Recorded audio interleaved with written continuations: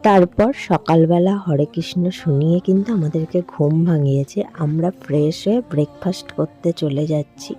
তো এখানে একটা খেলাঘর বলে একটা জায়গা আছে, যেখানে প্রচুর খেলার জায়গা আছে, বাচ্চা থেকে বড়দের সবার। সেখানে আমরা ঢুকলাম, দেখছি চিনি আর আদি ওখানে খেলা করছে।